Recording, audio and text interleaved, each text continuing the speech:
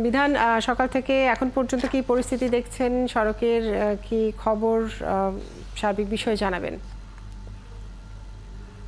আজকের বৃষ্টি স্নাত সকাল গুড়ি গুড়ি বৃষ্টি হচ্ছে এবং রাতেও বৃষ্টি হয়েছে এবং যার ফলে এই টানা 4 দিন ধরে বরিশালের আবহাওয়া কিন্তু বৃষ্টি স্নাত আপনাকে বলতে পারি এবং যার ফলে এই গেল দিনের কথা যদি বলি যে বৃষ্টির মধ্যেও উপেক্ষা করে শিক্ষার্থীরা বা যারা কোটা সংস্কারের জন্য আন্দোলন করছে তারা বা তাদের যে দাবির পক্ষে 9 দফা দাবির পক্ষে, যদিও সরকার বলেছেন যে সব দাবি তারা মেনে নিয়েছেন, তারপরও তারা আন্দোলন করছেন এবং গেল দিন একটা অপ্রীতিকর ঘটনা ঘটেছে, যেটি হলো নগরীর হাতেমালি কলেজ চৌমাথা যে পুলিশ বক্স ছিল সেই পুলিশ বক্সে তারা হামলা করেছে। পুলিশের একটি কাভার্ড ভ্যান, সেখানেও তারা ভাঙচুর চালায় এবং 4 জন এপিবিএন সদস্য আর্মড পুলিশ ব্যাটালিয়নের তাদেরকে অবরুদ্ধ করে রাখে। পাশের একটা মসজিদে তারা উঠেছিলেন এবং তারপরে একজনের মধ্যে আহত হয়েছেন এবং তাদেরকে পরবর্তী পর্যায়ে সাদা পোশাকধারী পুলিশ এসে তাদেরকে নিয়ে যায়।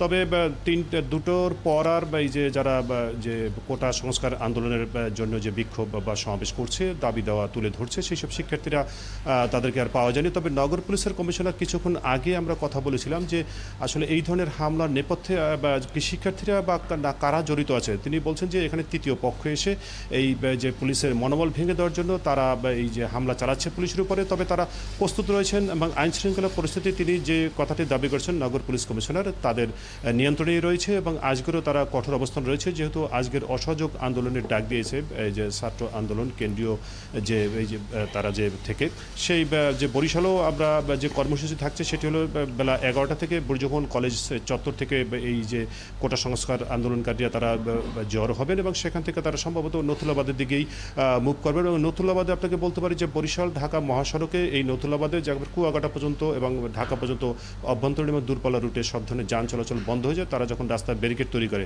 তবে গেলেদিনও পুলিশকে শান্ত এবং নীরব দেখেছি এবং তারা কোনো সহিংসতা বা আশ্রয় নিলে পরেই তখন তারা আমাদের স্পিচ দিয়েছেন যে তাহলে তারা তখন ব্যবস্থা নেবেন। তবে গেলেদিন কিন্তু প্রথম ভাগে তেমন কোনো সহিংস ঘটনা ঘটেনি। পরবর্তী পর্যায়ে দ্বিতীয় ভাগে দুপুরের পরপর এই ধরনের হামলার ঘটনা ঘটে এবং সেই ঘটনায় নগর পুলিশের কমিশনার আরও জানিয়েছেন যে তারা অতিরিক্ত পুলিশ মোতায়েন করেছেন এবং তারা সতর্ক অবস্থায় রয়েছেন এবং এছাড়া জেলার অন্য কোথাও অপ্রীতিকর ঘটনা বা এই ভাঙচুর বা অন্য ধরনের কোনো ঘটনা ঘটেনি। তবে নগর আওয়ামী লীগের সভাপতি তার সাথে আমরা কথা বলেছি কিছুক্ষণ আগে, তাদের কর্মসূচি তারা ঠিক 10টা থেকে 10:30টায় তাদের পার্টি অফিসে জড়ো হবেন এবং সেখান থেকে তাদের কর্মসূচি বা কেন্দ্রীয় যে কর্মসূচি রয়েছে নগর জুড়ে সেই কর্মসূচি তারা পালন করবেন। আর এদিকে শিক্ষার্থীরাও বা তারা ঠিক 11টা থেকে বুর্জখন কলেজ থেকে তারা তাদের মুভমেন্ট শুরু করবেন।